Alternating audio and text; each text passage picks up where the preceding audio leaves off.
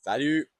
Bienvenue sur ma chaîne. Aujourd'hui, je te donne 6 astuces pour t'aider concrètement à épargner de l'argent, donc pouvoir prendre cet argent-là et l'investir. Reste là, je t'en parle dans pas long. Je t'en donne 6.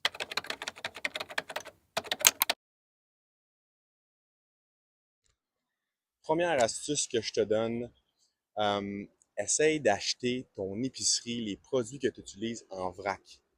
Achète pas des petits trucs au dépanneur. Quand il te manque du lait, essaye d'aller le chercher dans une grande épicerie, va pas au dépanneur. Si tu es capable d'aller magasiner dans les grandes surfaces où ils vendent des grands produits là, avec des grosses boîtes, des gros trucs, là, le piège, c'est qu'il faut que tu l'utilises. Hein? Il faut pas que tu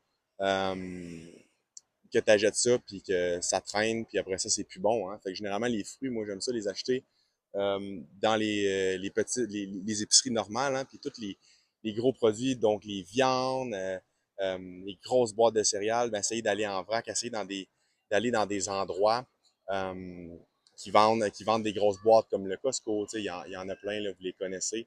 Essayez de faire votre épicerie dans ces endroits-là. Deuxième astuce, achète pas des trucs pour impressionner les autres. Achète pas des trucs que tu n'as pas besoin. Essaye de voir vraiment c'est quoi tes besoins. C'est dur des fois, là, on est dans un monde de consommation, hein, mais essaye d'analyser vraiment, hey, j'en ai-tu vraiment besoin de ça ou je veux vraiment juste acheter ça pour flasher, pour whatever, hein? Achète des trucs que tu as besoin pour vrai, tu sais.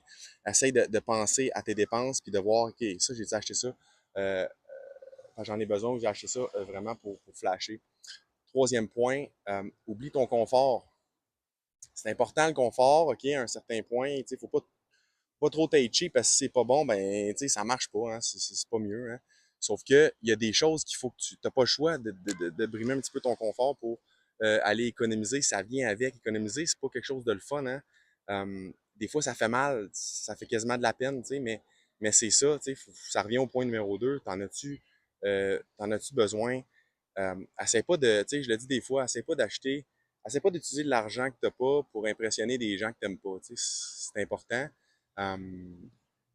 Quatrième point, achète pas d'auto neuve, s'il vous plaît, hein? Aucune auto neuve. Avant d'être très très riche, puis même quand tu es très très riche, acheter un auto neuve, c'est comme envoyer de l'argent à une compagnie hein, que tu connais pas juste parce que ça te tente. T'sais. Achète-la au pire un an ou deux de vieux, plus vieux, paye-la comptant. Si t'es pas capable d'acheter une auto récente, hein, t'es pas capable de payer comptant, ben achète une voiture plus vieille. Il y en a plein des voitures là, plus vieilles qui ont 10 ans et qui sont encore très très bonnes, hein, puis qui peuvent bien marcher.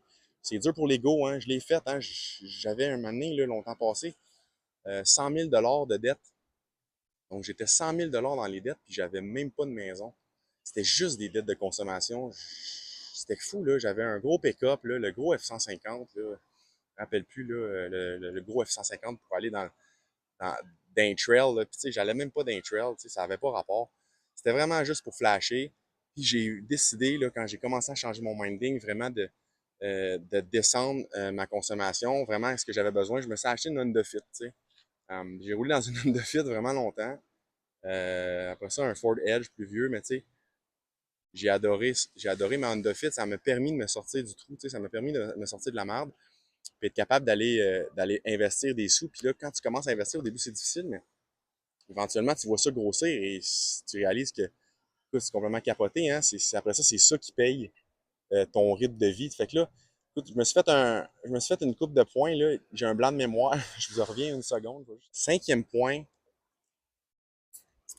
un magasin qu'on oublie, hein, j'ai une vidéo sur le Dollarama, hein, un magasin qu'on oublie souvent, le Dollarama, que je parle, mais il y a aussi pour ton linge, là, la friperie, hein, c'est con, mais il y a bien du monde qui se débarrasse du linge, puis il est encore très très bon, fait que allez la friperie proche de chez vous.